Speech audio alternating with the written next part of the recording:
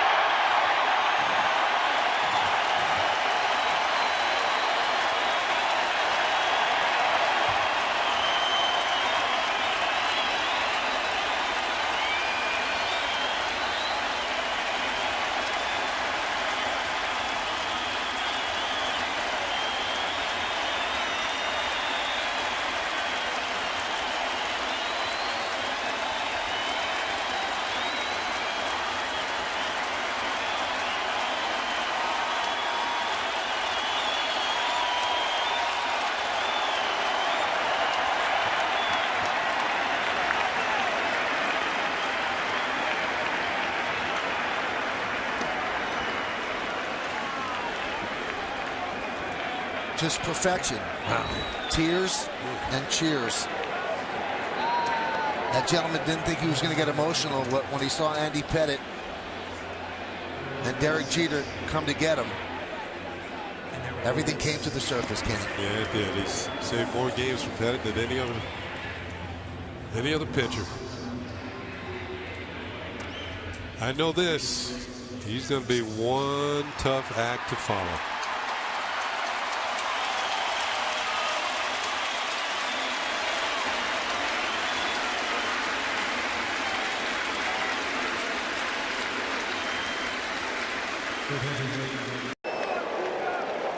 So Ichiro with a 2-run triple, and that's going to bring up Jeter with a runner on third and the one out. Designated hitter, number 2, Derek Jeter.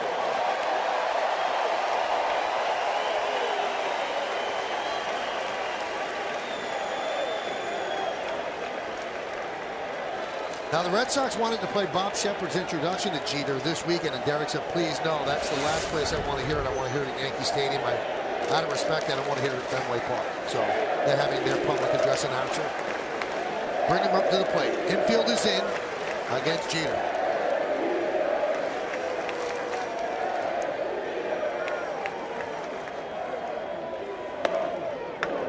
There's a strike. Jeter in a hard line drive to Jamal Weeks at shortstop in the first.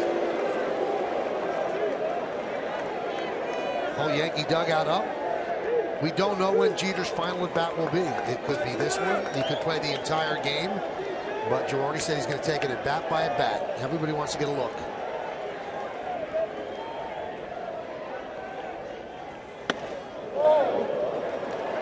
One and one. He kind of shorted him by 1,000 hits, Michael. It's actually over 6,100 hits between Ichiro and Jeter. A little bad math going on there, Val.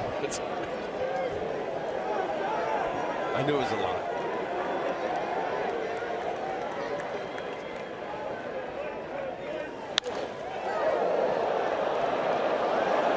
Two. This is one of the reasons that almost universally every opposing manager hated to see Jeter up in a situation like this because of his contact skills and his ability to go the other way.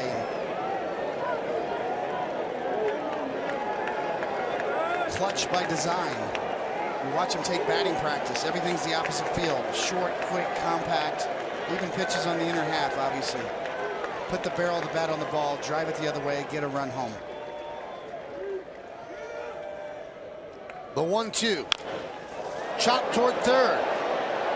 It's a base hit and an RBI for Jeter, and the Yankees lead 3-0.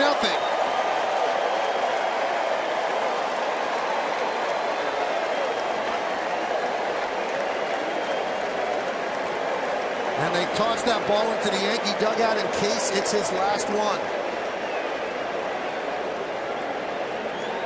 Well, what does he want to do?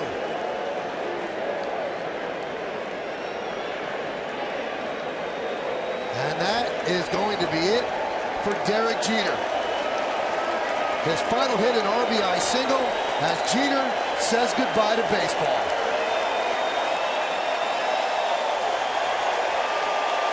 And baseball says goodbye to him.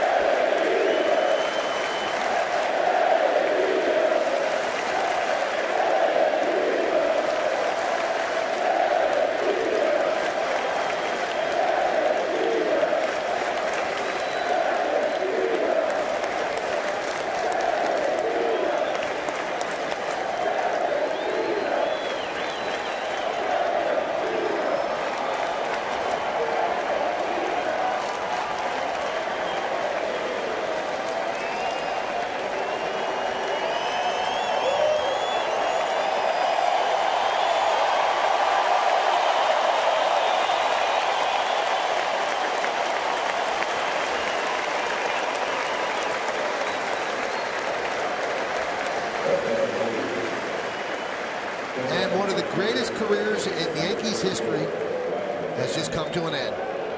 And what a perfect way to end it, with a base hit and an RBI. 20 years of excellence ends on the field at Fenway Park.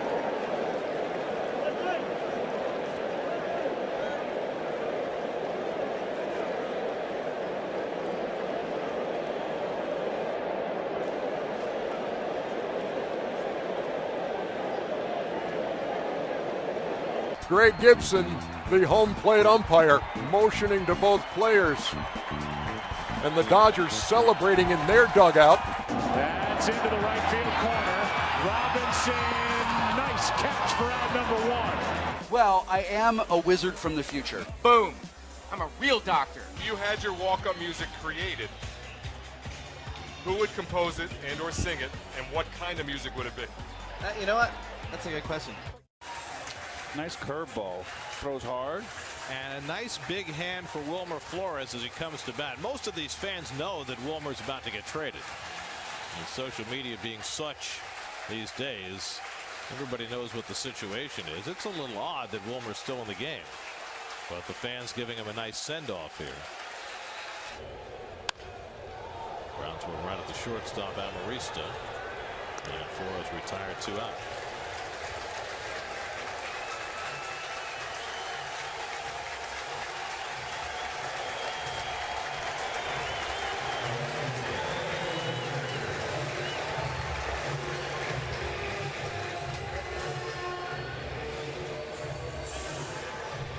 You never want to get traded. The first trade is always the most difficult. That had to be a very difficult at bat for him. Well, he's been in this organization since he was 16 years old. But it's got to be strange for the other guys in the dugout too, right? You've got a player who's been in your organization for 7 years, who you valued, who you are trading clearly to bring back an important asset. And the fact that he's out there and risking injury at a time when you're trying to consummate the trade is strange in itself. But for him to be that emotional and out on the field just strikes me as odd. Well, this is a business part of the game, Gary, and it can be heartless and unsympathetic. I am not one to, provide a towel to cry on one's shoulder, but I feel for Wilmer. I know exactly what he's going through. Well, this was after Wilmer Flores came off the field in the top of the inning. Terry Collins went over to him, and he had a rather lengthy heart-to-heart with Wilmer, and I don't know exactly what's being communicated here, but clearly Terry is concerned about what has happened here tonight, with Flores having spent the last 4 or 5 innings in limbo, with the world believing that he's been traded to Milwaukee, but the deal not yet consummated. It's led to tears for Wilmer Flores, and once the conversation was over, he took his equipment, headed down the tunnel, and it looks as though he is not going to take an at bat if his turn comes up here in the ninth. So it appears the Mets career of Wilmer Flores, at least for the moment, has come to an end. David Wright following Wilmer down the tunnel, and of course, David will have the right things to say, and his friend Ruben.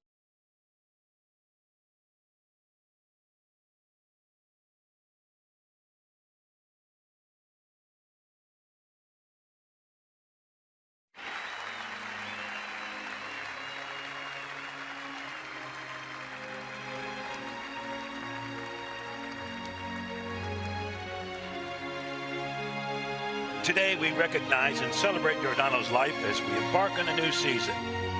Please direct your attention to the field as his teammates come together to present a special tribute that will be a part of the 2017 season.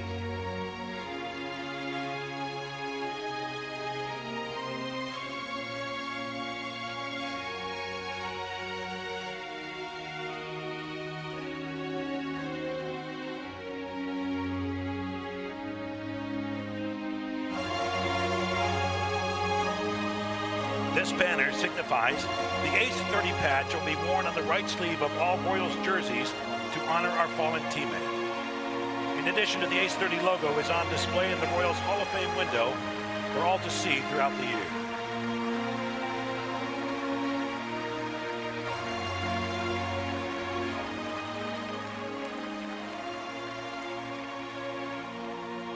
Now standing at home plate, our Royals general manager, Dayton Moore. Manager Ned Yost, catcher Salvador Perez, and speaking on behalf of the Royals organization, first baseman Eric Hosmer. On behalf of Dayton, Ned, Salvi, and the whole organization, we can't thank you guys enough for the love and support that you guys have all had for us and Giordano's family. Together, as an organization, we've all had the opportunity to celebrate the life of Giordano and mourn the life of Giordano as well. But what we haven't had the opportunity to do was celebrate his life with the other side of our family, and that's you guys, our fans. So we thank you, and I can assure you that there was no place that felt more like home than on that mound in front of all you guys for Giordano. So we thank you guys for all that.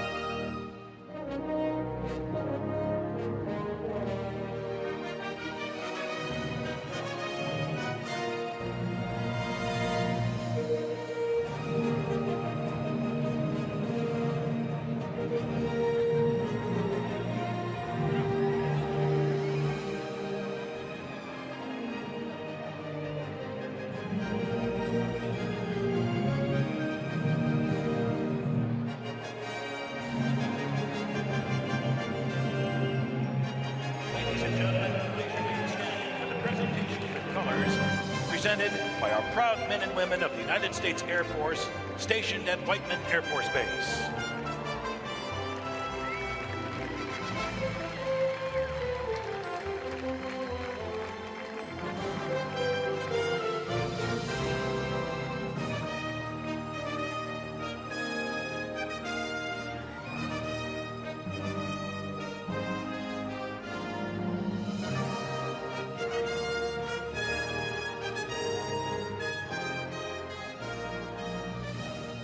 Ladies and gentlemen, please join the Royals organization in a moment of silence in honor of late pitcher Giordano Ventura.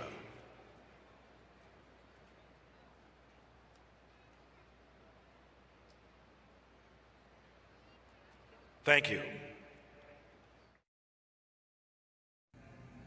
You know, friends, so many people have wished me congratulations on a 67-year career in baseball, and they've wished me a wonderful retirement with my family. And now, all I can do is tell you what I wish for you.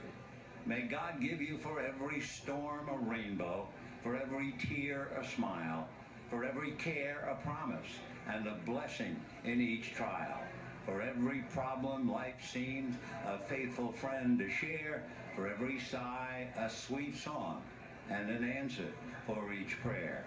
You and I have been friends for a long time, but I know in my heart that I've always needed you more than you've ever needed me. And I'll miss our time together more than I can say. But you know what? There will be a new day and eventually a new year. And when the upcoming winter gives way to spring, rest assured, once again, it will be time for Dodger baseball. So this is Vin Scully wishing you a very pleasant good afternoon wherever you may be. Who says there's no crying in baseball? It was the first time since the tragic death of Miami Marlins ace pitcher, 24-year-old Jose Fernandez, who was killed in an accident when his boat collided into a jetty.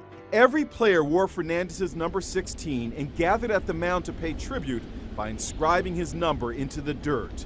The announcers struggled to keep their composure. I was especially struck by the poignancy of the national anthem, a song we hear every day. But for a young man who risked everything to be a part of this country, it rang especially true today. And how's this for a moment destined to go down in baseball lore?